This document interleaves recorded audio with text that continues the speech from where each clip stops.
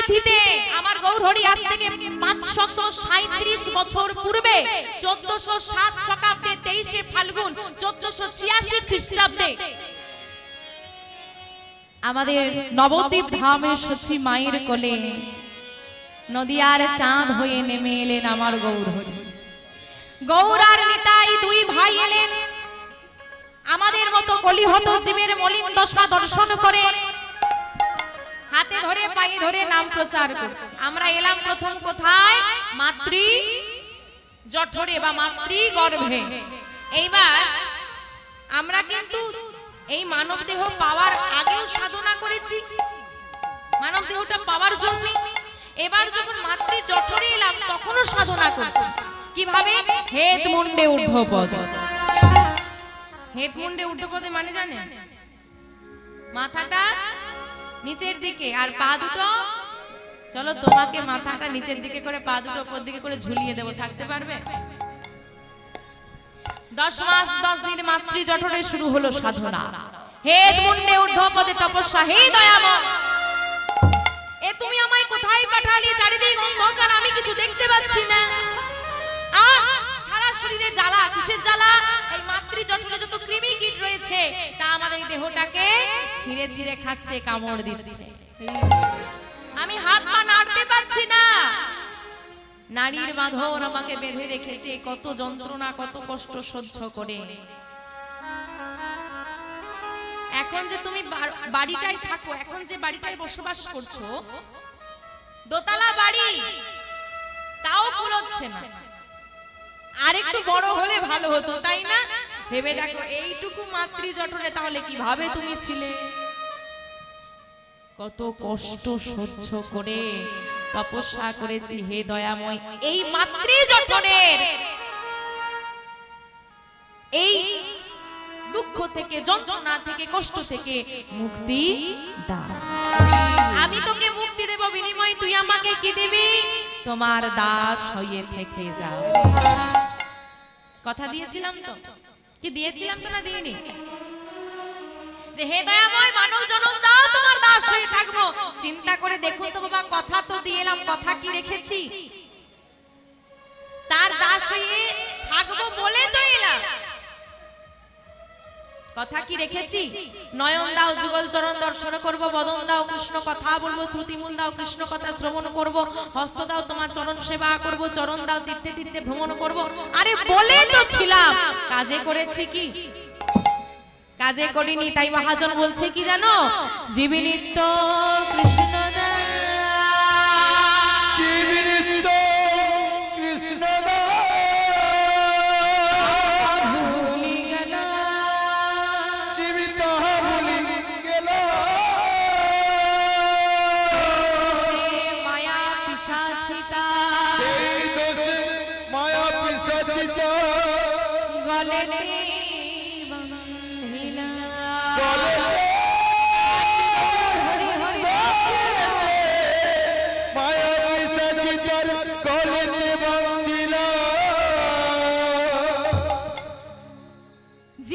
কৃষ্ণ দাস তাহা ভুলি গেলা, সেই দোষে মায়া পিশাচি তার গলেতে বাঁধিলা।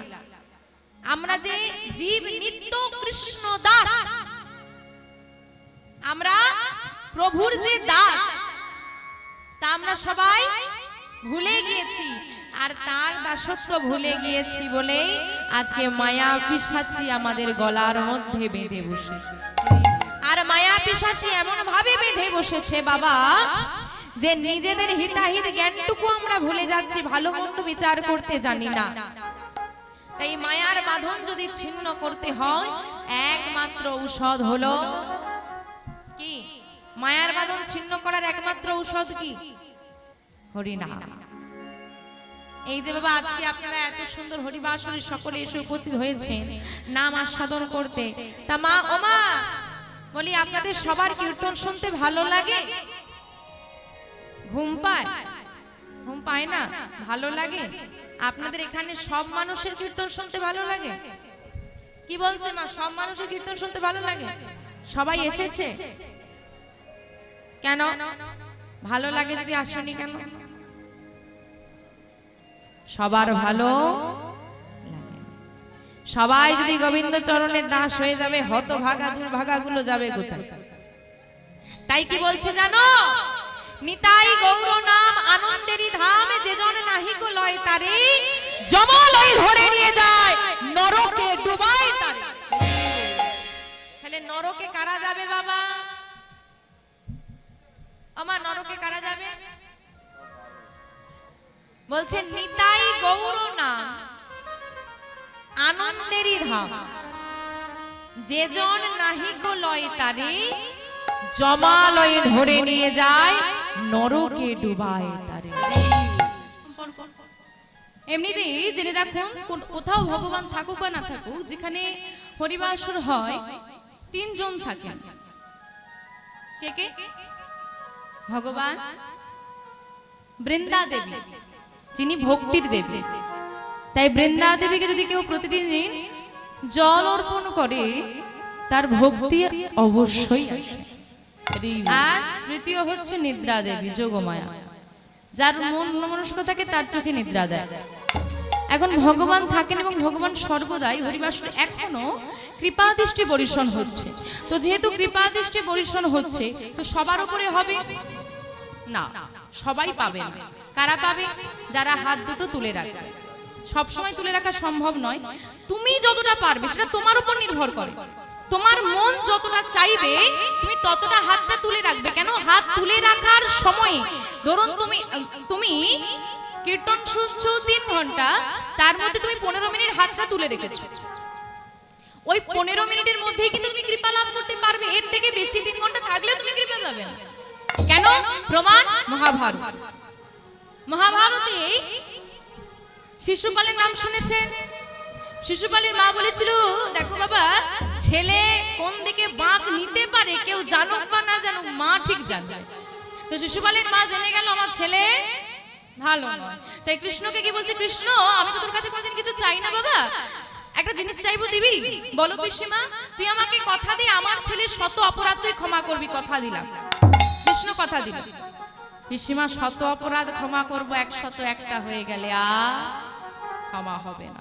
শিশুপাল যখন 101টা অপরাধ করলো, শিশুপালকে ভগবান হত্যা করলো, বধ করলো। কি দ্বারা? শিশুপাল কি দ্বারা বধ হয়েছিল? সুদর্শন চক্র দ্বারা। এখন সুদর্শন চক্র গিয়ে শিশুপালের মস্তক ছেদন করে ফিরে আসছে ভগবানের কাছে। আর ওই সুদর্শন চক্রকে আবার পুনরায় ভগবান ধারণ করতে গিয়ে ভগবানের আঙুলটা কেটে গেল। এখন যেহেতু শিশুপালের শিরচ্ছেদ হয়েছে, সবাই সেখানে দেখতে যাচ্ছে, কিন্তু ভগবানের যে আঘাত লেগেছে তার কারোর চোখে পড়ল না। রুধির ঝরছে ভগবানের আঙুল থেকে। দেখতে পেয়েছিল একটা মেয়ে যার নাম দ্রৌপদী। দ্রৌপদী ছুটে এসে শাড়ির আঁচলটা ছিঁড়ে, একটা কোণ একটুখানি ছিঁড়ে ওই আঙুলটা বেঁধে দিচ্ছে। আহা, সখা তোমার লাগেনি তো? তাহলে মা ভগবান ঋণী হয়ে গেল, তাই তো? ঋণী হয়ে গেল দ্রৌপদীর কাছে, কিন্তু আমরা ঋণী থাকি, ভগবান কারো কাছে ঋণে থাকেন না। ওই সময় দাঁড়িয়ে দ্রৌপদীকে মনে মনে কথা দিল, দ্রৌপদী তুমি তো আমাকে ঋণী করে দিলে, আমি তোমাকে কথা দিলাম তোমার এতটুকু বস্ত্রের ঋণ আমি 100 সহস্র বস্ত্র দ্বারা ফিরিয়ে দেব। মনে মনে কথা দিল। তাই এখান থেকে একটা আমরা প্রমাণ পাই যে ভগবানকে কিছু দিলে সে সেটা নিয়ে নেয় না, বরং তুমি যদি ভগবানকে 10 টাকা দাও সেটা সে 100 গুণ 1000 করে ফিরিয়ে দেবে। তাই হচ্ছে আমার দয়াময়। সে তো দিতে জানে, নিতে জানে না। শুধু তুমি দাও, সে তোমাকে দ্বিগুণ করে ফিরিয়ে দেবে, শুধু বিশ্বাস রাখো। তো বাবা কথা দিল দ্রৌপদীকে, চলে আসুন এবার ওখান থেকে। এখানে যখন পঞ্চপাণ্ডব পাশা খেলায় সব হারিয়ে ফেলেছে, রাজ্য পর্যন্ত হারিয়ে ফেলেছে, শেষে কি রাখবে? বাজি রাখতে হবে তো কিছু। তখন দ্রৌপদীকে বাজি রাখা হলো এবং তখনও পাশা খেলায় হেরে গেল পঞ্চপাণ্ডব। মনে রাখবেন, শকুনিকে পাশা খেলায় কেউ হারাতে পারবে না, কারণ ওই যে পাশাটা যে তৈরি হয় গুটিটা, ওটা শকুনির মায়ের অস্থি থেকে তৈরি। তাই শকুনিকে কেউ হারাতে সক্ষম নয় ওই পাশা খেলায়। তো এখানেও পঞ্চপাণ্ডব হেরে গেল। আর যখন হেরে গেল, দ্রৌপদীকে আনা হলো। দ্রৌপদীর বস্ত্রহরণ হবে। 5টা স্বামী কার? দ্রৌপদীর, আপনাদের কটা? একটা। কটা গো মা? একটাই। একটা নিয়েই মাথা খারাপ, সর্বনাশ। আমার দ্রৌপদীর যদি 5টা স্বামী হয়, তোমাদের কটা গো? বাবা বলছে 5টা। দুটো, ও সিরিয়ালে দুটো করে। এদিকের মায়েদের কটা? বল যতগুলো দেবে। কটা? 5টা। সবার স্বামী 5টা। সবার মানতে যে সমস্ত মায়েদের বিবাহ হয়েছে, 5টা স্বামী আছে? নেই। সে কি গো? হ্যাঁ, কলা নয়, নোয়া, লোহার যেটা থাকে। হ্যাঁ, শাখা, নোয়া, সিঁদুর। কটা হলো? আর দুটো বলো। ভগবান একটা, আর একটা? আরে যেটা আসল সেটাকেই বাদ দিয়ে দিচ্ছ। যে খাওয়াচ্ছে পড়াচ্ছে তাকেই বাদ দিয়ে দিচ্ছ। এইবার যে 5 স্বামী নিয়ে সুখে ঘর করতে পারে সেই হলো সতী রমণী। এটাই গৌর হরি হরি হরি। এখন গন্ডগোল হলো 5টার কটা থাকে? একটা থাকে। এখন সিঁদুর উঠে গেছে, সিঁদুরটা পরে আবার সাইড করে দেয়, চিন্তা নেই, দুদিন পর স্বামীও তোমাকে সাইড করে দেবে।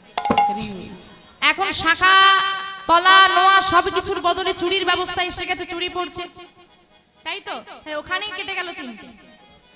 এইবার গোবিন্দের কথা তো বাদই দাও, সে একদম লিস্টের বাইরে পড়ে থাকে।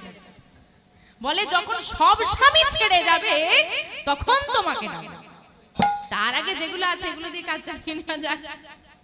রাধে রাধে। 5 স্বামীকে নিয়ে যিনি থাকতে পারেন তিনি হচ্ছেন সতী রমণী। তো দ্রৌপদী 5 স্বামীর কাছে কি কলজোরে দাঁড়ালো যে কৃপা করো স্বামী, আমার সম্মান রক্ষা করো। সবাই নতমস্তকে বসে আছে। পিতামহ ভবিষ্যের কাছে গেল, তিনিও কিছু করতে পারলেন না। অবশেষে এই জগতের যখন কেউ পারে না তখন তুমি আছো। যখন তোমার কেউ ছিল না তখন ছিলাম আমি, এখন তোমার সব হয়েছে। যখন বিপদে পড়ে কেউ আর রক্ষা করার নেই তখন দয়াময় তুমি আমার, তুমি আমার, তুমি আমাকে সন্তানকে ভালো করে দাও, এই দেব ওই দেব সেই দেব। আর যেই না সন্তান ভালো হয়ে গেছে বলে দেখো আমি তো বলেছিলাম দয়াময় তোমাকে আমি ওই হচ্ছে 50 কেজি বাতাসা ছড়াবো, এখন 50 কেজি যা 5 কেজিও তো তাই না। যখন বিপদ পড়ে আমরা ভগবানকে ডাকি, তাকে স্মরণ করি, তার মন্দিরে যাই, বিপদ ফুরিয়ে গেলে তার দিকে আর ঘুরেও তাকায় না। এত স্বার্থপর আমরা। ওমা ভগবানকে ডাকছে সখা এবার তুমি কৃপা করো, কেউ আমার সম্মান রক্ষা করতে পারলো না, এবার তুমি কৃপা করো। এইদিকে দ্রৌপদী ভগবানকে স্মরণ করছে, ওইদিকে দুঃশাসন শাড়ির আঁচলে টান দিয়েছে। আর দ্রৌপদী কি করেছে? এক হাতে নিজে লজ্জারি মারণ করেছে, শাড়ির আঁচলটা এক হাতে চেপে ধরে রেখেছে, আর এক হাতটা উপরে তুলে দিয়ে বলছে কৃষ্ণ একবার কৃপা করো। কি গো মা কৃপা করেছিল না? হ্যাঁ নয় না, কৃপা করেনি। কেন? এই যে লজ্জা ঘৃণা ভয় দিন থাকিতে নয়। গোবিন্দকে ডাকতে গিয়ে কখনো লজ্জা করো না, তার চরণে দাস হতে গিয়ে কখনো লজ্জা করো না।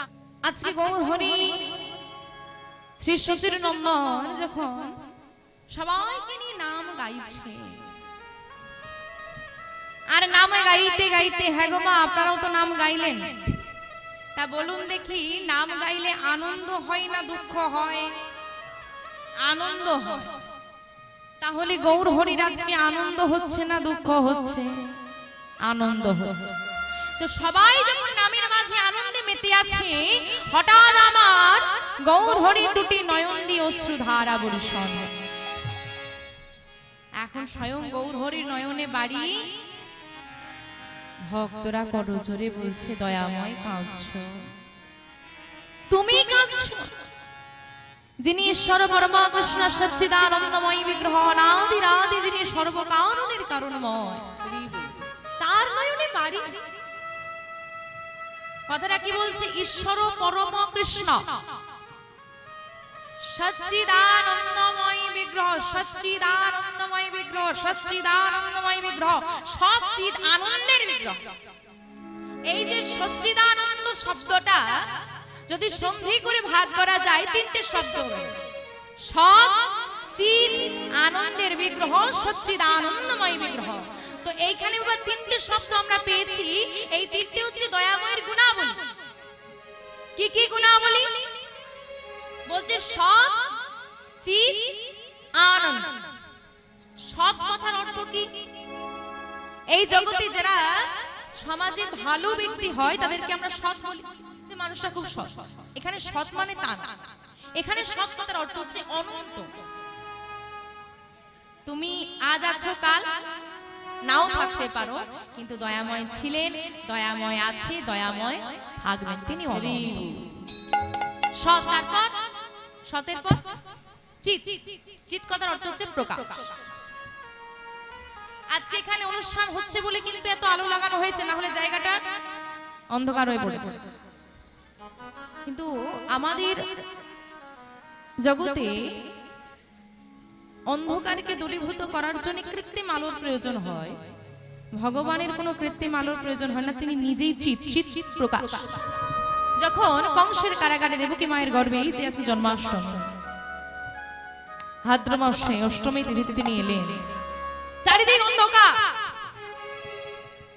প্রবল বর্ষণ হচ্ছে, বজ্রপাত হচ্ছে, এতটা অন্ধকারে গ্রাস করেছে যে কেউ কারো মুখ দেখতে পাচ্ছে না, এত অন্ধকার, এত ঝড় বৃষ্টি চলছে। ভগবান যখন এলেন চারিদিক আলোকিত হয়ে গেল, চারিদিক আলোকিত হয়ে গেল, তার কোনো কৃত্রিম আলোর প্রয়োজন হলো না, তিনি নিজেই চিৎ, নিজেই প্রকাশ, চারিদিক আলোকিত হয়ে যাচ্ছে। তারপর সচ্চিৎ, আর বাকি রয়ে গেছে কি? সচ্চিৎ আনন্দ। তবে আনন্দটা কিরকম? আমরা আনন্দ কোথায় খুঁজি? কোথায় খুঁজি? সংসারে। আমরা মনে মনে ভাবি ওই মানুষটাকে যদি আমি পেয়ে যেতে পারি তাহলে বুঝি আনন্দে থাকবো, ভাবি না? ওই যে বলে না বাবা, জ্বলন্ত আগুন দেখিয়া পতঙ্গ ইচ্ছায় জ্বলিয়া মরে। তার জ্বলন্ত আগুনটা কি? এই সংসার। আর পতঙ্গ কারা? আমরা। ওর বিয়ে হয়ে গেছে, ও সুখে আছে, তুইও বিয়ে করে ভালো থাকবে। এবার যারা বিয়ে করেছে তারাই জানে কি ভালো আর কি খারাপ। কেউ বুঝুক বা না বুঝুক, বাবারা হাড়ে হাড়ে বুঝতে পারছে কি বাবা সংসারের কি জ্বালা। এই সংসার হচ্ছে জ্বলন্ত আগুন, আমরা পতঙ্গের মতো দেখে সুন্দর দেখতে লাগছে, ঝাঁপ দিয়ে আর ঝাঁপ দিলেই পড়ছে। তুমি সবজি দোকানে গিয়ে কি ঔষধ খুঁজলে পাবে? ওমা সবজি দোকানে গিয়ে ঔষধ খুঁজলে পাবে? পাবে না। ঔষধ দোকানে তোমাকে ঔষধ খোঁজ করতে হবে। তদ্রূপ এই সংসার হচ্ছে দুঃখের সংসার। এই দুঃখের সংসারে এসে আনন্দ খুঁজলে তুমি পাবে কোথায়? নেই তো। আনন্দ কোথায় আছে? একমাত্র শ্রী দয়াল গৌর হরি শ্রী চরণ। যদি কেউ একবার ওই গৌর গোবিন্দ চরণ সার করতে পারে, তাকে জীবনের কোনো দুঃখ আর গ্রাস করতে পারে। তাই তিনি হলেন আনন্দের বিগ্রহ। যিনি আনন্দের বিগ্রহ, তার নয়নে আজকে বাড়ি বলো না দয়াময় কি হয়েছে। আজকে গৌর হরির নয়নে বাড়ি, যার কারণ আমার আপনার মতো এই রকম সব কলি হত জীবেরা আমরা। কেন না? আমার গৌর হরি নিজের কথা চিন্তা না করে, যিনি সারা জগৎ সংসারের মালিক, পুরো জগৎ সংসারটা যার হাতের মুঠোয়, যার ইচ্ছা বিনা বৃক্ষের একটা পাতাও নড়তে পারে না। হ্যাঁ গো, তুমি কয়েক কোটি টাকার মালিক হলে বড় অহংকার। আমার এই আছে, আমার ওই আছে, কি তাই অহংকার আছে? তো মায়েদের অহংকার আছে না নেই গো? অহংকার আছে নেই তো? অহংকার কত প্রকারের হয় জানেন? চার। কত? চার। কিসের কিসের? অর্থের, জ্ঞানের, রূপের আর বর্ণের। বর্ণের অহংকারটা কিরকম? আমি বর্ণশ্রেষ্ঠ ব্রাহ্মণ, আমাকে সবাই মেনে চলবে, আমি সবার কাছে মাথা নত করব না। কেন? আমি উঁচু জাত, আমি বর্ণের শ্রেষ্ঠ, আমি উপরে রয়েছি। এই হচ্ছে এক অহংকার। মনে রাখবে, মুচি হয়ে শুচি হয় যদি কৃষ্ণ ভজে, যদি কৃষ্ণ ভজে, হয়েও মুচি হয় যদি কৃষ্ণ তেজে, যদি কৃষ্ণ, যদি কৃষ্ণ, যদি কৃষ্ণ তেজে। মুচি হয়ে শুচি হয় যদি কৃষ্ণ ভজে, আর শুচি হয়েও মুচি হয় যদি কৃষ্ণ তেজে। তুমি যতই বর্ণশ্রেষ্ঠ ব্রাহ্মণ হয়ে থাকো না কেন, যদি তোমার মধ্যে ব্রাহ্মণের আচরণ না থাকে, তবে তোমাকে শূদ্রেরও নিচে ধরা হয়। কারণ মানুষের পরিচয়, হ্যাগো তুমি ব্রাহ্মণ, তোমার এলাকার লোক জানবে। তুমি আমার এলাকায় চলে গেলে তুমি ব্রাহ্মণ, তুমি গলায় লিখে নিয়ে ঝুলিয়ে নিয়ে ঘুরবে এই ব্রাহ্মণ, সম্ভব কি? তাহলে মানুষের পরিচয় তার কর্মে, তার ব্যবহারে। তাহলে বর্ণের অহংকার একটা হলো, রূপের অহংকারে আমাকে খুব সুন্দর দেখতে, তুমি দেখতে ভালো, এই হচ্ছে একটা অহংকার থাকে, যেটা মুখে বলে না, অনেকে ব্যবহারে দেখিয়ে দেয়। মনে রাখবে বাবা, রূপ চিরস্থায়ী নয়।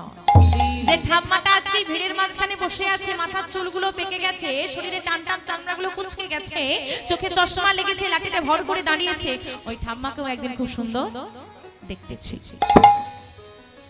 বৃদ্ধকাল হয়েছে, সময় পেরিয়ে গেছে, তারা রূপ নেই। তাই রূপ নিয়ে অহংকার করো না। মনে রাখবে, যদি তোমার রূপ ভালো হয়, রূপ সুন্দর হয়, যতদিন তোমার বয়স থাকবে, রূপ থাকবে, ততদিন মানুষ তোমাকে কদর করবে, ভালোবাসবে। তোমার মনটা যদি সুন্দর হয়, তুমি যদি সৎ ব্যক্তি হয়ে থাকো, তোমার বৃদ্ধ তো দূর, তুমি মারা গেলেও মানুষ তোমাকে মনে রাখবে। নিতাই গৌর হরি হরি হরি। দুটো হয়ে গেল। আর জ্ঞান, জ্ঞানের অহংকার।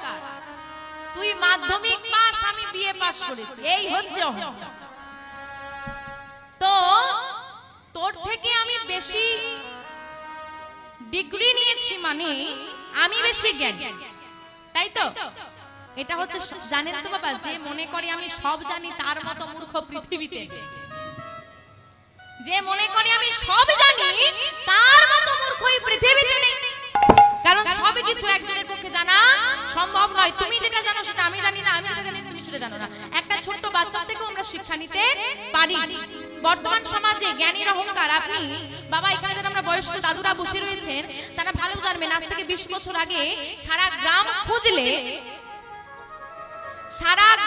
খুঁজলে 3 থেকে 4 জন শিক্ষিত পাওয়া যেত। কি বাবা ঠিক বলছি? 4 থেকে 5 জন শিক্ষিত পাওয়া যেত। এখন পুরো গ্রাম খুঁজলে এক একটা বাড়িতে 4 থেকে 5টা মেম্বার, প্রত্যেকে শিক্ষিত, কিন্তু পুরো গ্রাম খুঁজলে ভালো সৎ ব্যক্তি আর ভক্ত মানুষ তুমি দুটো পাবে কিনা সন্দেহ আছে। জ্ঞান বাড়ছে, মানসিকতা কমছে। আজকে শিক্ষার উদ্দেশ্য হয়ে দাঁড়িয়েছে টাকা রোজগার করা। আমার বেসিক সার্টিফিকেট কেন দরকার? ভালো জায়গায় চাকরি পাওয়ার জন্য, মানুষ হওয়ার জন্য নয়। যে মানুষটা আজকে ব্যাংকে চাকরি করছে, যে মানুষটা শিক্ষারত স্কুলে কলেজে শিক্ষা প্রদান করছে, তার পিতামাতা বৃদ্ধাশ্রমে রয়েছে, এই তোমার শিক্ষার নমুনা। আজকে ঘরে ঘরে মানুষ শিক্ষিত হচ্ছে বাবা। একটা প্রমাণ দিয়ে দেখেন, মায়েরা একটু মন দিয়ে শোনেন, প্রমাণটা দেখুন। আজকে আমাদের সমাজ শিক্ষিত হয়েছে। আমাদের বাড়িতে ছোট ছোট ছেলে মেয়েরা স্কুলে যায়, কলেজে যায়,